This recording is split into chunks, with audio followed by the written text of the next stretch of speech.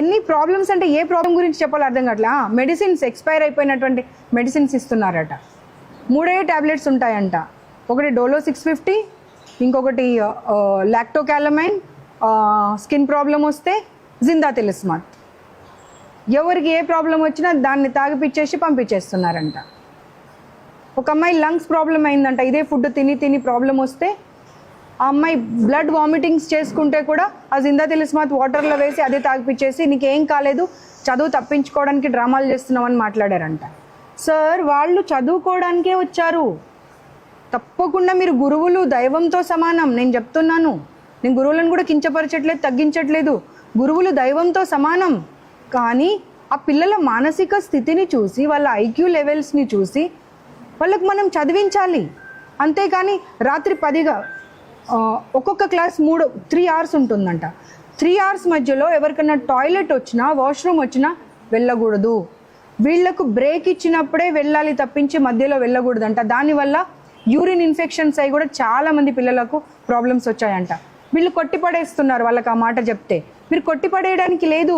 800 మంది మాట్లాడినటువంటి video recordings నా దగ్గర ఉన్నాయి. నేను ఇప్పుడు మీకు అవి ప్రొవైడ్ చేస్తాను.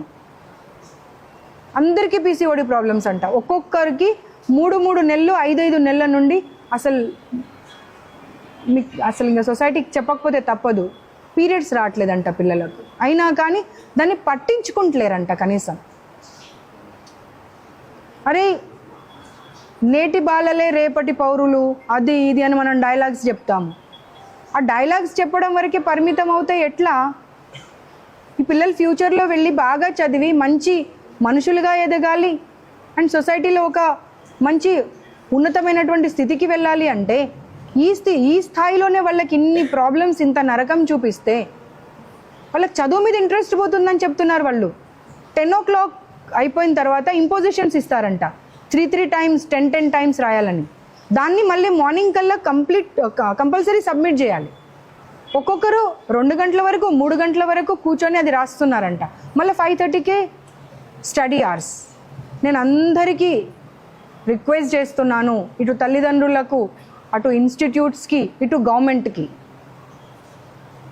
ఖచ్చితంగా పిల్లలకు చదువు ఇంపార్టెంట్ అయినా సరే ఫిజికల్ యాక్టివిటీ కోసం 2 క్లాసెస్ పెట్టాల్సిన అవసరం ఉన్నది. అండ్ గవర్నమెంట్ అఫీషియల్స్ కానివ్వండి, తల్లిదండ్రులు కానివ్వండి, ఆ ఇన్స్టిట్యూట్లో కనీసం వెంటిలేషన్ ఉందా లేదా, వాళ్ళ హాస్టల్ పరిస్థితి ఏంటి, అవన్నీ కనుక్కున్న తర్వాతనే మీ పిల్లలని హాస్టల్కి పంపించండి. ఉన్నత స్థితికి వెళ్ళాలి, గొప్ప ఇన్స్టిట్యూట్లో చదవాలి అనేటువంటి ఆలోచన కన్నా మీ పిల్లలు ఆరోగ్యంగా ఉంటే చాలు. ఫిజికల్గా కానివ్వండి, మానసికంగా కానివ్వండి, దాని మీద దృష్టి పెట్టండి అనేటువంటి మాట చెప్పుకుంటూ, మేము ఈ కండిషన్స్ ఏవైతే చూసామో నిన్న ఇవాళ, వీటన్నింటికి ప్రభుత్వంతో మాట్లాడి, ఇంకా ఇతరత్ర డిపార్ట్మెంట్స్తో మాట్లాడి ఎలాంటి చర్య తీసుకోవాలో అలాంటి చర్య డెఫినెట్గా తీసుకుంటాము.